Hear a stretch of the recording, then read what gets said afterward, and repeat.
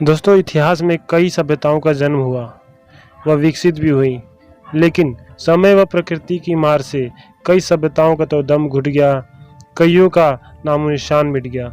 लेकिन अभी भी कई ऐसी सभ्यताएं मौजूद हैं जो भूमि की कोख में सुरक्षित हैं। उसमें से एक ऐसी सभ्यता है जिसका नाम मेसोपोटामिया सभ्यता है। हाँ दोस्तों, आज की इस वीडियो में हम मेसोपोटामिया सभ्यता के बारे में बात करेंगे और उससे इम्पोर्टेंट फैक्ट्स बताऊंगा जो आपको जानना बहुत ज़रूरी है। तो इस वीडियो को एंड तक देखिए और आपको ये वीडियो कैसी लगी लास्ट में ज़रूर कमेंट करके बताइए। मेसोपोटामिया शब्द यूनानी भाषा के दो शब्दों से मिलकर बना है, मेसोस और पोटेमस। मेसोस का अर्थ है मध्य व पोटेमस का अर्थ है नदी, यानी कि मध्य नदी से मिलकर बना है। क्योंकि मेसोपोटामिया दजला व फरात दो नदियों के बीच में स्थित थी, यानी उनके मध्य में स्थित थी, इसलिए ये नाम इसको दिया गया था। इतिहासकारों की माने तो कहा यह भी जाता है कि सुमेरिया ने सभ्यता को जन्म दिया, बेबीलोनिया ने उसे उत्पत्ति की चरम सीमा तक पहुंचाया व असीरिया ने उसे आत्मसात किया। दूसरे शब्दों में कहा जाए तो असीरिया, बेबीलोनिया और सुमेरिया ने मिलकर जिस सभ्यता का निर्माण किया उसी को हम मेसोपोटामिया सभ्यता कहते हैं। मेसोपोटामिया के चार प्रमुख सभ्यता हुआ करती थी: सुमेरिया, बेबीलोनिया, असीरिया व कैलिरिया। आज जहां इराक व सीरिया जैसे देश स्थित हैं, उसी धरती पर कभी मेसोपोटामिया भी हुआ करता था। इतिहासकारों को मिले साक्ष्यों के अनुसार उनका ये कहना है कि मेसोपोटामिया ही एक ऐसी सभ्यता है जहां सबसे पुराने कृषि करने के साक्ष्य मिले हैं। यानी कि इससे ये पता चलता है मेसोपोटामिया में सबसे पहले कृषि करना शुरू हुआ था। और तो और वहाँ के लोग कृषि के अलावा पशुपालन, मत्स्य पालन व पालतू पशुओं के मांस व दूध द्वारा अपना भरण पोषण करते थे। फ्रेंड्स, आज हम बड़े से बड़े हिसाब को चुटकियों में गणित की सहायता से व समय की गणना से कर लेते हैं।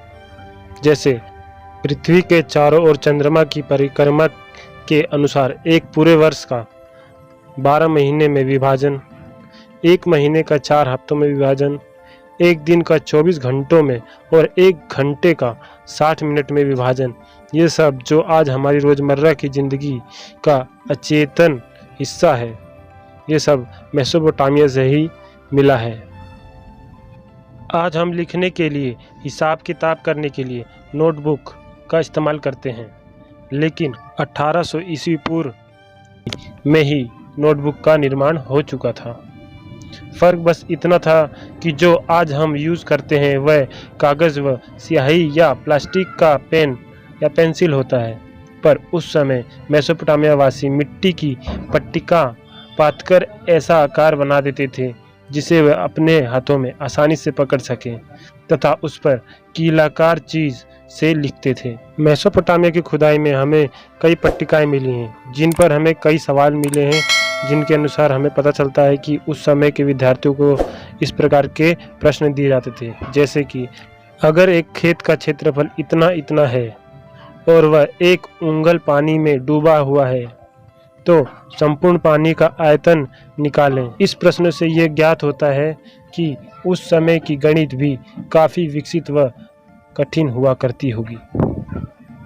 फ्रेंड्स, भारत में प्राचीन काल में पत्थर की मोहरें होती थी जिन पर चिन्ह अंकित किए जाते थे, लेकिन मेसोपोटामिया में पहली सहस्राब्दी ईस्वी पूर्व के अंत तक पत्थर की बेलनाकार मोहरें जो बीच में आर पार छिदी होती थी, एक तीली लगाकर गीली मिट्टी के ऊपर घुमाई जाती थी और इस प्रकार उनसे लगातार चित्र बनता जाता था।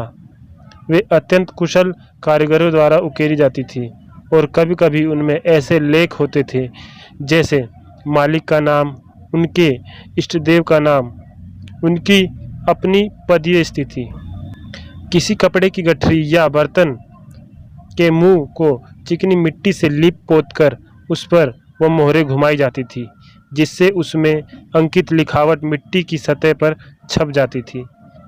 इससे वह गठरी या बर्तन में रखी वस्तुएं मोहर लगाकर सुरक्षित रखी जाती थी। जब इन मोहरों को मिट्टी की बनी पट्टिका पर लिखे पत्र पर घुमाया जाता था तो वह मोहर उस पत्र की प्रामाणिकता का प्रतीक बन जाती थी। फ्रेंड्स, आपको मेसोपोटामिया के बारे में ये सब जानकर कैसा लगा हमें कमेंट बॉक्स में ज़रूर बताइए, और ऐसी ही वीडियो पाने के लिए हमारे चैनल को सब्सक्राइब करें, लाइक करें और शेयर करना ना भूलें। तो चलिए मिलते हैं अब नेक्स्ट वीडियो में नई वीडियो के साथ।